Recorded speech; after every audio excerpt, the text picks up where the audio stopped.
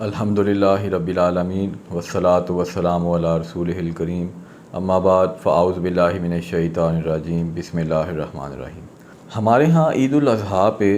قربانی کا سلسلہ ہوتا ہے اور لوگوں کے پاس ان دنوں میں بہت زیادہ وافر مقدار میں گوشت موجود ہوتا ہے، تو میں نے سوچا کہ آپ کو گوشت کے متعلق آپ سے کچھ ریسرچز شیئر کروں۔ تو کچھ سٹڈیز کے مطابق، یعنی کچھ سائنٹیفک ریسرچز کے مطابق، جو لوگ گوشت نہیں کھاتے ان میں زیادہ خطرہ ہوتا ہے ڈپریشن کا، انگزائٹی کا، سیلف ہارم کا اور اس طرح کی دوسری نفسیاتی بیماریوں یا نفسیاتی مسائل کا۔ اب ڈپریشن ہم جانتے ہیں، اس پہ میں الگ سے انشاءاللہ ویڈیوز بھی بناؤں گا کہ ڈپریشن میں آپ کو اداسی، مایوسی، اس طرح کے مسائل ہوتے ہیں، اور اگر ڈپریشن کا کرائٹیریا 100% پورا نہ بھی ہو تب بھی بہت سارے لوگوں کو اپنی زندگی میں مختلف مسائل کا جب سامنا کرنا پڑتا ہے تو وقتی طور پہ مایوسی اور اداسی جیسے مسائل کا سامنا کرنا پڑ سکتا ہے۔ تو ایسی صورت میں اب وہ لوگ جو بالکل گوشت استعمال نہیں کرتے ان کے لیے زیادہ خطرہ ہے، اور ان کے لیے زیادہ اس بات کے چانسز ہیں کہ وہ زیادہ ڈپریشن یا انگزائٹی کی طرف جا سکتے ہیں۔ اب یہ جو سٹڈیز ہیں ان کے پیچھے جو مقصد تھا وہ یہ تھا کہ گزشتہ تقریباً 1 صدی سے اینیمل رائٹس اور انوائرمنٹل ایشوز کی وجہ سے بہت سارے لوگوں نے گوشت کھانا کم کر دیا ہے یا چھوڑ دیا ہے ویسٹرن کنٹریز میں۔ تو اس کی وجہ سے پھر جب سائنٹسٹس نے جب اس پہ ریسرچ کی اور ریسرچ سے یہ بات سامنے آئی کہ جو لوگ گوشت جنہوں نے بالکل چھوڑ دیا ہے کھانا تو ان میں اس طرح کے مسائل پیدا ہونے کے زیادہ چانسز ہیں۔ تو ہمارے ہاں تو الحمدللہ اسلام میں گوشت کھانے کی اجازت بھی ہے اور اعتدال سے رہ کے ہر کام کیا جا سکتا ہے۔ بیسیکلی ہمیں متوازن غذا لینی چاہیے۔ متوازن غذا سے مراد یہ ہے کہ اس میں جتنی بھی قسم کی چیزیں جو اللہ تعالیٰ نے ہمارے لیے حلال قرار دی ہیں، جس میں سبزیاں، پھل، دودھ، گوشت، انڈے، دالیں، ساری چیزیں شامل ہیں، تو یہ ساری چیزیں ہمیں باری باری یا وقتاً فوقتاً لینی چاہیے، بجائے اس کے کہ ہم ایک ہی چیز کو اپنے کھانے میں بہت زیادہ استعمال کرنا شروع کر دیں یا ایک چیز کو ہم بالکل ہی اپنی خوراک سے نکال دیں۔ تو اس طرح اگر آپ گوشت کو بالکل خوراک سے نکال دیں گے تو اس کی وجہ سے آپ کے ساتھ مسائل آئیں گے۔ اس کے علاوہ ہر چیز کو استعمال کرنے کا ایک طریقہ ہے، اعتدال کے ساتھ ہمیں کام کرنا چاہیے۔ ہاں، عید کے یہ جو چند دن ہیں یہ کھانے پینے کے دن ہیں، ان میں روزہ رکھنے کی بھی اسی لیے اجازت نہیں ہے، اور یہ بھی اللہ تعالیٰ کا ہم پر کرم ہے کہ یہ جو ہم قربانی کرتے ہیں اللہ تعالیٰ کی رضا کے لیے، تو قربانی تو اللہ کے لیے کرتے ہیں، لیکن اس کے بعد اگر دیکھا جائے تو فائدہ بھی اللہ تعالیٰ ہمیں ہی عطا فرماتا ہے کہ ہم وہ قربانی کا گوشت کوئی ہم ایسا نہیں کہ قربانی کرنے کے بعد وہ ہمارے استعمال میں نہیں آتا، کہیں اور چلا جاتا ہے، بلکہ وہ گوشت بھی ہم نے خود ہی کھانا ہوتا ہے۔ تو یہ اللہ تعالیٰ کا ہم پہ بہت بڑا کرم ہے، ورنہ قربانی کا تو مطلب یہ تھا کہ اب وہ چیز جو آپ نے قربان کر دی اب وہ آپ کے پاس نہیں آئے گی، لیکن قربانی کی صورت میں ہم دیکھتے ہیں کہ وہ جانور کا سارا گوشت ہمارے اپنے استعمال کے لیے آ جاتا ہے۔ تو ہم نے سارا سال ویسے بھی گوشت خرید کے بھی تو لینا ہوتا ہے، تو ان دنوں میں اگر ہم قربانی کے ذریعے سے یہ گوشت لیتے ہیں تو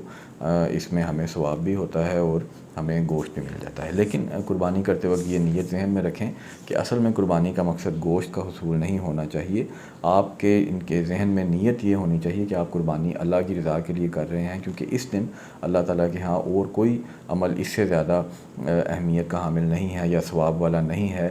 اس قربانی کی نسبت۔ تو اس لیے قربانی ضرور کریں اور قربانی کا گوشت بھی کھائیں، اور وہ لوگ جو گوشت بالکل نہیں کھاتے وہ بھی، اگر کسی کے ساتھ کوئی بہت زیادہ کوئی ایسا مسئلہ ہے کہ وہ کھا ہی نہیں سکتا، تو باقی سب کو گوشت کھانے کی طرف آنا چاہیے۔ یہ جو اب ٹرینڈ چلنا شروع ہو گیا ہے کہ ہمیں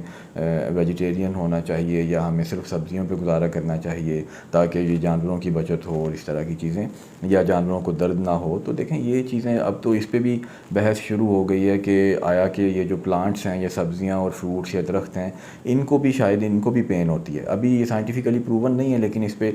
کام ہو رہا ہے کوئی، اور کچھ اس میں تھیوریز آئی بھی ہیں سامنے، لیکن 100% ابھی تک یہ چیز پروو نہیں ہے۔ لیکن اگر بالفرض اگر آپ کو یہ پتہ چلے سائنٹیفکلی آج یہ بات سامنے آ جائے کہ یہ جو پھل اور سبزیاں ہیں ان کو بھی درد ہوتا ہے جب ہم انہیں استعمال کرتے ہیں، تو پھر کیا آپ پھل اور سبزیاں بھی کھانا چھوڑ دیں گے؟ تو یہ ساری چیزیں اللہ تعالیٰ نے ہمارے فائدے کے لیے اور ہماری خوراک کے لیے پیدا کی ہیں، تو ہمیں انہیں استعمال کرنا چاہیے۔ ہاں، یہ ضرور ہے کہ دیکھیں عید کے 1-2 دن تو آپ اب اگر کوئی شخص بہت زیادہ بیمار ہے وہ پرہیز کرتا ہے تو وہ ایک الگ بات ہے، باقی عام لوگوں کو عید کے دن میں کوئی خاص پرہیز کی ضرورت نہیں۔ عید کے دنوں میں آپ چونکہ گوشت زیادہ مقدار میں آتا ہے تو آپ اس کو اپنی مرضی سے جیسے چاہے استعمال کر سکتے ہیں،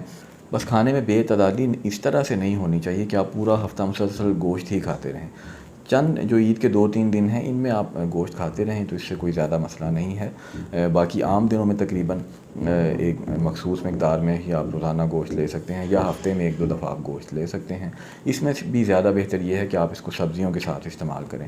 اور عید کے دنوں میں بھی جو گوشت کھانے میں مسئلہ جہاں پیدا ہوتا ہے وہ اصل میں گوشت کھانے کی وجہ سے نہیں ہوتا. اصل میں کیا ہوتا ہے کہ ہم لوگ عید کے دنوں میں گوشت بھی کھا رہے ہوتے ہیں، ساتھ 3-3 4-4 روٹیاں بھی کھا رہے ہوتے ہیں، چاول بھی کھا رہے ہوتے ہیں، کولڈ ڈرنکس بھی پی رہے ہوتے ہیں، مٹھائیاں بھی کھا رہے ہوتے ہیں. تو اگر آپ کولڈ ڈرنکس، مٹھائیاں ان کو بالکل استعمال نہ کریں اور روٹی اور چاول وغیرہ اس کی مقدار کم کر دیں تو پھر گوشت استعمال کرنے میں زیادہ مسئلہ نہیں ہے. عید کے 1-2 دن میں آپ